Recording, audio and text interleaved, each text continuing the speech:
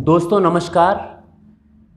जैसा कि हम जानते हैं कि देश और दुनिया में वैक्सीन की ड्राइव तेज़ी से आगे बढ़ रही है।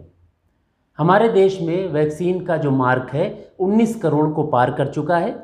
वहीं सारी दुनिया में 163 करोड़ वैक्सीन्स दी जा चुकी हैं। भारत में करीब 3% जनसंख्या दोनों डोज लेकर फुली वैक्सीनेट हो चुकी है। लेकिन जैसे जैसे वैक्सीन की ड्राइव आगे बढ़ रही है तो जो एंटी वैक्स ग्रुप है वह अफवाहें फैला रहा है, लोगों में डर व्याप्त कर रहा है कि वैक्सीन लेने से क्या फ़ायदा। वैक्सीन लेने के बाद भी लोगों को इन्फेक्शन हो रहा है, लोगों की मौतें हो रही हैं। हाल में ही दिल्ली में एक देश के मशहूर डॉक्टर की 2 डोज लेने के बाद भी डेथ हो गई। इससे इन आशंकाओं को बल मिला। तो आज के इस एपिसोड में हम 2 मुद्दों पर चर्चा करेंगे। पहला मुद्दा ये है कि जब हम वैक्सीन लेने जाते हैं और वैक्सीन लेने के बाद कुछ दिनों में कोरोना हो जाता है कुछ लोगों को, ये कारण क्या है, क्या वैक्सीन से कोरोना हो रहा है। और दूसरा, जिन लोगों ने 2 डोज ले ली हैं, जैसे दिल्ली के डॉक्टर साहब ने ली, उसके बाद भी उनकी मृत्यु हो गई, इसका कारण क्या है, क्या वैक्सीन प्रोटेक्शन नहीं दे रही है। तो इन दोनों इशूज़ को डिटेल में जानते हैं। भारत में 3 वैक्सीन्स हैं, तीनों की 2 डोजेज हैं जो कि एक नियत अंतराल पे लेनी पड़ती हैं। प्रोटेक्शन दूसरी डोज को तय समय में लेने के 2 से 3 हफ्तों के बाद ही मिलता है। तो याद रखिए, दूसरी डोज के 2 से 3 हफ्तों के बाद एंटीबॉडीज का लेवल है ऑप्टिमल होता है, तब आपका प्रोटेक्शन स्टार्ट होता है। अब जब हम वैक्सीन सेंटर जाते हैं वैक्सीन लेने के लिए, तो आपने देखा होगा कि मीडिया में, अखबारों में बहुत लंबी लंबी लाइनों की फ़ोटो आती हैं, विजुअल्स आते हैं, किलोमीटर्स में लाइनें लगी हुई हैं। सोशल डिस्टेंसिंग बिल्कुल नहीं है, लोग एक दूसरे से सटे हुए खड़े हैं, संक्रमित होने का खतरा बहुत ज़्यादा बढ़ जाता है। वैक्सीनेशन सेंटर के अंदर वहाँ भी भीड़ है, जिस कुर्सी पर हम बैठते हैं उसको बार बार सैनिटाइज नहीं किया जाता है, वहाँ पे संक्रमण होने का खतरा है। वैक्सीन लेते समय लोग सेल्फी निकालते हैं, अपना मास्क उतार देते हैं, यहाँ पे संक्रमित होने का पूरा खतरा है। वैक्सीन लेने के बाद जो वेटिंग एरिया है वहाँ पे कुर्सियाँ सब पास पास होती हैं, लोग आधा घंटे बैठते हैं लेकिन सब पास पास बैठे होते हैं। इस दौरान भी तमाम लोग अपनी सेल्फीज़ निकालते हैं, मास्क को नीचे कर देते हैं या उतार देते हैं, यहाँ पर भी संक्रमण होने का खतरा है। तो ये सारे पॉइंट्स हैं, क्योंकि वैक्सीनेशन सेंटर पर हज़ारों आदमी आ रहा है, किसको कोरोना है किसको नहीं है, किसको वैक्सीन लेने के पहले से है। वैक्सीन लेने से कोरोना हो जाए ऐसा अभी तक ना तो साबित हुआ, ना कोई थ्योरी है और ना ही ये हो सकता है। हमारी लापरवाही जो हम वैक्सीन सेंटर्स पर दिखा रहे हैं वही सबसे बड़ा कारण है कि वैक्सीन सेंटर से आने के बाद हम वैक्सीन भी लेकर आते हैं और साथ साथ कोरोना का संक्रमण भी। तो याद रखिए, सोशल डिस्टेंसिंग का पालन आपको खुद से करना है। 2 मास्क लगा कर जाइए, सेल्फी लेते समय या किसी भी समय वैक्सीन सेंटर के अंदर मास्क नहीं उतारना है, हाथों को सैनिटाइज करते रहिए। तो जो आपने साल भर में कोविड अप्रोप्रिएट बिहेवियर सीखा है उसका पालन करना बहुत ज़रूरी है। याद रखिए कि हम वैक्सीन लेने जा रहे हैं, कोरोना का इन्फेक्शन लेने नहीं जा रहे हैं, तो हमारा बचाव हम खुद कर सकते हैं। अब हम बात करते हैं कि जिन लोगों को 2 डोजेज लग जाती हैं उसके बाद भी उनको इन्फेक्शन क्यों होता है। या दिल्ली के डॉक्टर साहब का जो मशहूर केस है, तो एक टर्म है इम्यून एस्केप। इसका मतलब ये होता है कि वैक्सीन लगने के बाद एंटीबॉडीज अच्छी मात्रा में बनी, लेकिन जो इन्फेक्शन हमारे शरीर में घुसा उसका वेरिएंट कुछ अलग था। ये एंटीबॉडीज उस वेरिएंट को प्रोटेक्ट नहीं कर पा रही हैं, उससे नहीं लड़ पा रही हैं। तो एंटीबॉडीज होने के बावजूद नए वेरिएंट के कारण हमें कोरोना का संक्रमण हो सकता है। दूसरा कारण होता है फ्रेजाइल इम्यून सिस्टम। ज़्यादा उम्र होने के कारण, कोमॉर्बिडिटीज होने के कारण, या तमाम ऐसे कारण होते हैं जिसके कारण हमारा जो इम्यून सिस्टम है वो कमज़ोर होता है। वैक्सीन के अगेंस्ट जो रिस्पॉन्स देना चाहिए वो रिस्पॉन्स नहीं देता है। एंटीबॉडीज़ जो बनती हैं या तो बहुत कम मात्रा में बनती हैं या नहीं बनती हैं।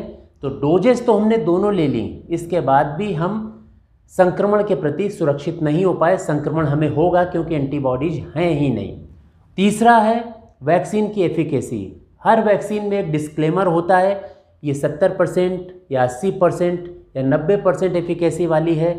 तो इससे ये मतलब ज़रूर निकाल लीजिए कि कुछ परसेंटेज ऐसा है जिनमें ये वैक्सीन असर नहीं करती है।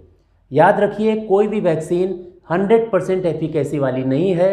हर वैक्सीन में कुछ न कुछ प्रतिशत लोग छूट जाते हैं जिनको वैक्सीन प्रोटेक्शन नहीं देती है, उसके भी इंट्रिंसिक बहुत सारे कारण होते हैं।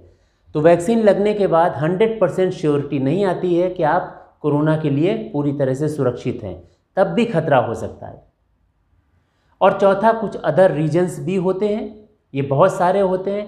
वैक्सीन लेने के पहले, वैक्सीन लेने के बाद हमें कुछ आदतें अपनानी पड़ती हैं, कुछ क्रियाएं करनी पड़ती हैं, जिससे वैक्सीन का रिस्पांस बेहतर हो जाता है और अच्छा हो जाता है, तो हमारा सुरक्षा चक्र और मजबूत हो जाता है।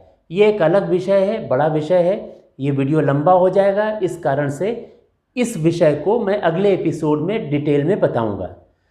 तो ये सारे कारण हैं जिनके कारण 2 डोजेज लेने के बाद भी इन्फेक्शन होने की संभावनाएं होती हैं और उसमें से कुछ लोग सीरियस हो जाते हैं। दिल्ली के 3 बड़े हॉस्पिटल ग्रुप्स ने, जिनके पूरे देश में चेन्स हैं, बहुत अस्पताल हैं, उन्होंने अपनी इंटरनल स्टडी की। उसमें ये पाया कि अगर दोनों डोजेज हमने अपने हेल्थ केयर वर्कर्स को दी, उसके बाद करीब 2 से लेकर 5.5% तक लोगों को कोरोना का इन्फेक्शन हुआ। अधिकांश लोगों में बहुत माइल्ड था, जो अपने आप ठीक हो गए। केवल कुछ लोग हॉस्पिटल में भर्ती हुए और डेथ किसी की नहीं हुई। तो ये अपने आप में बड़ा ऑप्टिमिस्टिक और बहुत पॉजिटिव एक रिस्पांस है इन हॉस्पिटल्स की स्टडीज़ में कि वैक्सीन लेने के बाद किसी की जान नहीं गई, कोई आईसीयू में नहीं गया, इन्फेक्शन कुछ लोगों में हुए लेकिन वो ठीक हो गए। तो ये साबित करता है कि वैक्सीन से लोगों की जान बच रही है। अगर इन्फेक्शन किसी कारण से हुआ भी तो वो जानलेवा नहीं होता है। ये 3 अस्पताल की स्टडीज़ इंटरनेट पर अवेलेबल है। ICMR ने भी जो अपना डेटा दिया कोवैक्सीन और कोविशील्ड के लिए, उसमें ये पाया कि 10,000 लोगों में 2 से 4 लोगों में ही इन्फेक्शन होता है। ये पॉपुलेशन की स्टडी है, तो ये भी नगण्य है, बहुत कम लोगों में इन्फेक्शन हो रहा है। डॉक्टर्स के केस थोड़े अपेक्षाकृत ज़्यादा दिखते हैं, या जो हेल्थ केयर वर्कर्स हैं उनके केस ज़्यादा दिखते हैं, क्योंकि हॉस्पिटल में ऑक्यूपेशनल एक्सपोजर, यानी कि अस्पताल होने के नाते डॉक्टर्स में एक्सपोजर की संभावनाएं बहुत ज़्यादा होती हैं। इसलिए इनका जो बीमार होने का परसेंटेज है वैक्सीन लेने के बाद, वो भी आम जनता से कहीं ज़्यादा होता है। ये ऑक्यूपेशनल हजार्ड है, उस कारण से हो रहा है। तो जो अभी तक हम लोगों ने चर्चा की, इससे बिल्कुल साफ क्लियर है कि जो वैक्सीन है, इसको देने के बाद आम आदमी का जो जीवन है वो सुरक्षित हो रहा है। बहुत कम परसेंटेज में ऐसे लोग हैं जिनको इन्फेक्शन होता है, लेकिन वो माइल्ड होता है, ठीक हो जाता है। नगण्य ऐसे संख्या में लोग हैं जिनमें गंभीर बीमारी हुई या जिनकी मृत्यु हुई। लेकिन जिनकी भी मृत्यु हुई, इसमें कोमॉर्बिडिटीज या दूसरे कारण भी थे जो कि रिस्पॉन्सिबल थे। तो ये कहना कि वैक्सीन के कारण डेथ हो गई, बिल्कुल गलत है। वैक्सीन आपका एक सुरक्षात्मक कवच है, आपको एक कवच दे रहा है। कोरोना काल में इससे बढ़िया बचाव का कोई टूल अवेलेबल नहीं है। इसलिए जो भी आशंकाएं हैं, जो भी आपके मन में भय है वैक्सीन को लेकर, उसको दूर करिए। वैक्सीन आपको सुरक्षा दे रही है, इस बात में कोई दो राय नहीं है। इसके बावजूद अगर आपके मन में कोई सवाल हो तो आप मुझे कमेंट बॉक्स में लिखिए, मैं उसके जवाब दूंगा। दोस्तों, अगर आपको ये वीडियो पसंद आया तो इसे लाइक करिए, शेयर करिए और साथ साथ मेरे चैनल को भी सब्सक्राइब करिए। इसमें जो बेल की बटन है, यानी कि घंटी नुमा बटन है, उसे भी दबाइए, जिससे मैं अपने वीडियो जब पोस्ट करूं तो इसकी सूचना आपको तुरंत मिल जाए। बहुत जल्दी आपसे फिर मुलाकात होगी इस वीडियो का जो सेकंड पार्ट है उसके साथ। तब तक के लिए नमस्कार।